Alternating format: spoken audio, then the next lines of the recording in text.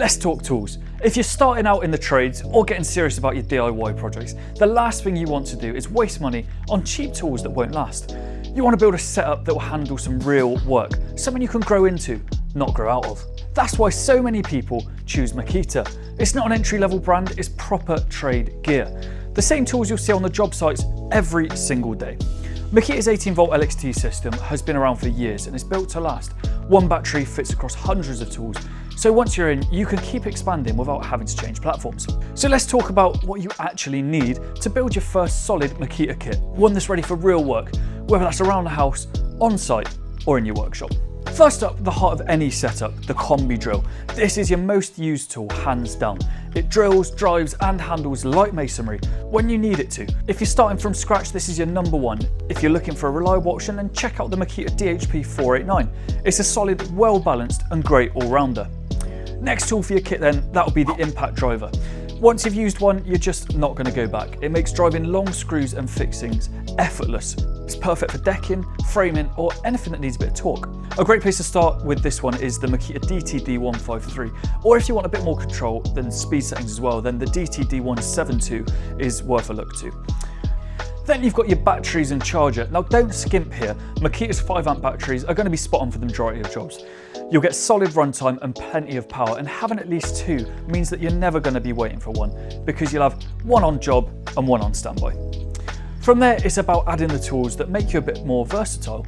A circular saw should probably be next on your list. It's perfect for sheet goods and timber cuts.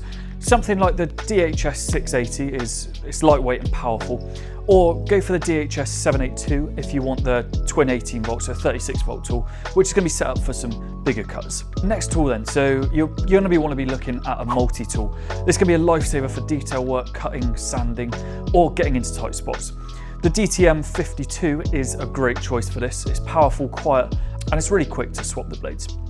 And a work light might not sound exciting, but once you've used one in a dark corner or a loft space, you'll realise that it's absolutely essential for your kit. The DML805 is a solid option, tough, bright, and it runs off your standard LXT batteries. When you're buying your kit, think long term.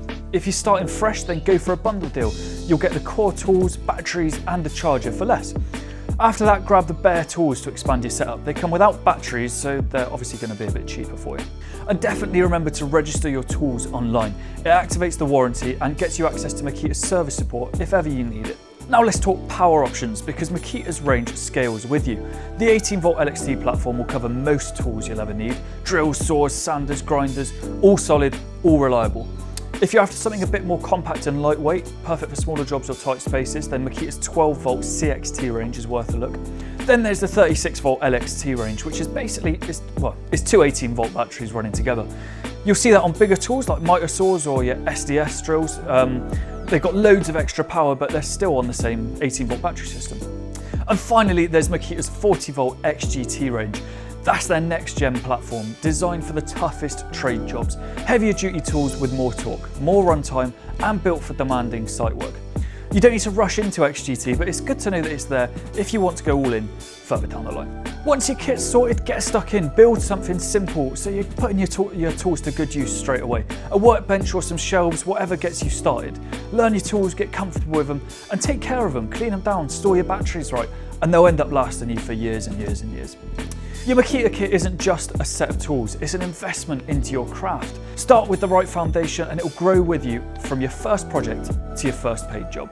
If this helped you out, then give this video a like, subscribe for more tool tips, and let me know in the comments what's the first thing that you're going to be building with your new Makita setup. Of course, you can get all of these Makita tools and so much more at its.co.uk.